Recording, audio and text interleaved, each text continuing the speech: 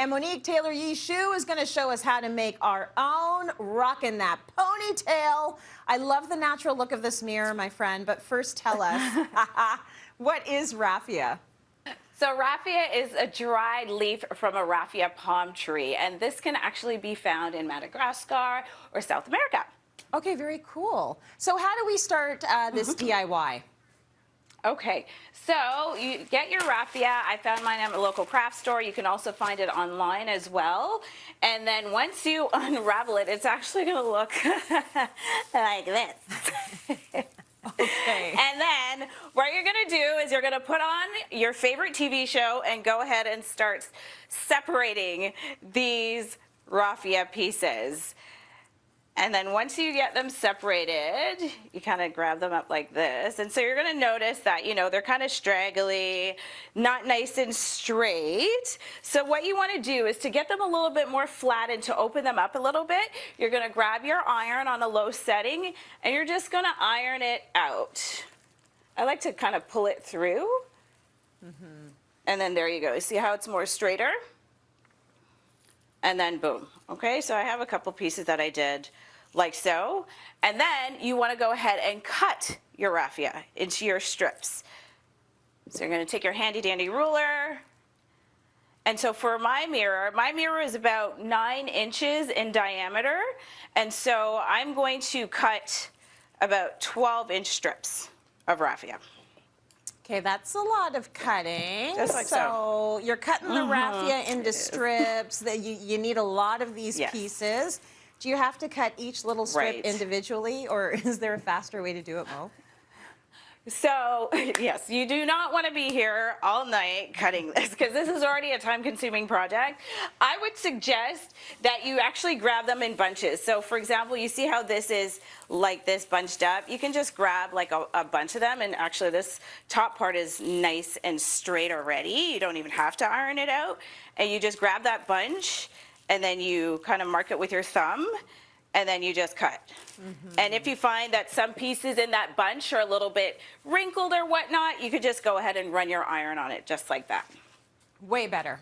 I like that little workaround there. Okay. Imagine sitting there to cut each strip one by one. No. No. Okay, what is the next step?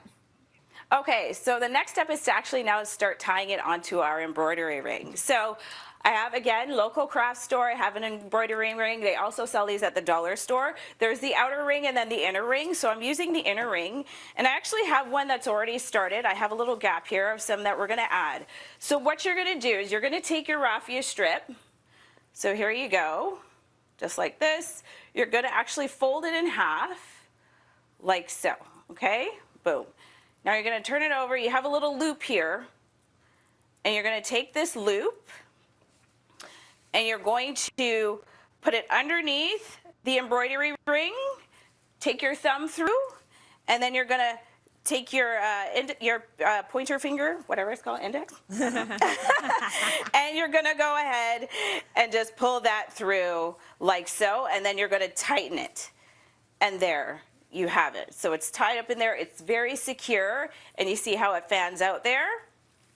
And you keep on repeating that over and over and over again continuously with your strips. So again, get your favorite TV show. I put on Bridgerton and I finished the season when I was working on this project. So you go ahead and get that through and get that done all the way. And also be sure to make that you are always going in the same direction as well, because you may, not pay attention. It happened to me too. You flip it over and you're like, oh, you can tell when you've gone in the opposite direction. Because it's just not going to sit the same way, and you want it all to sit the same way. Exactly. If you wanted to have a more dense looking mirror with the raffia, all you got to do is, as you're tying it, just keep on pushing. You see how much space I'm creating there? That is actually going to make it a little bit more dense. Or if you wanted to just make it a little less dense, you could then go ahead and spread it out. Nice. Okay, so I'm going to kind of get that spread back out there. Okay, so once this is all to your liking, you're going to go ahead, excuse me, and you're going to add your beads.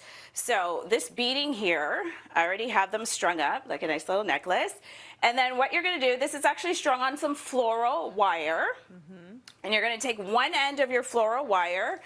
You're just going to go ahead and wrap that around and just twist it off so it's secured in there. And then you're going to pull.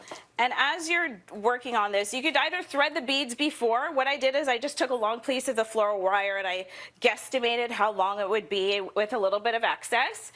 And then you just thread as you're going along.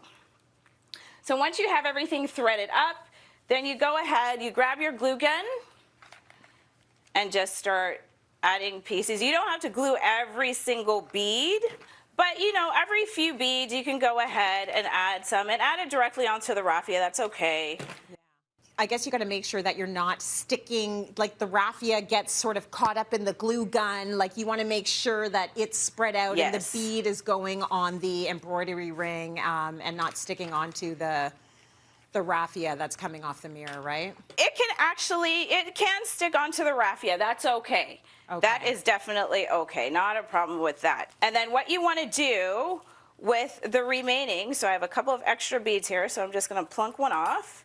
You're just going to tie this off underneath again. So tie that around like so. And then there you have your beading on. And then if you find that you may need to add some more glue, go ahead and do that to make sure that it's secure and it's not, you know, shifting around as you're moving around. So I guess the last step is adding the mirror, right? Yes, we go ahead and add your mirror. So I have my round mirror here, again, craft store, online, there's many dollar store, you can find it anywhere. Now you're gonna flip your mirror over and then you're going to add some glue from your glue gun. And then I still have some excess wire from when I tied the beading on. So what I'm going to do is I'm going to go ahead and put my mirror right on top, like so. And then this excess wire that I had from the beading, I'm actually going to tie it around and then bring it back over and just secure that in.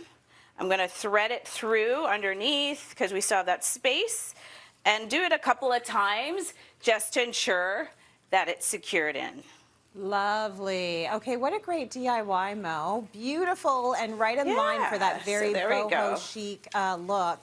If you want to make one of these mirrors yourself, you can scan the QR code on your screen right now to be linked to all of the materials you'll need to shop for. See, we like making things easy for you here on Cityline. Plus, Mo's step-by-step instructions also up on our website.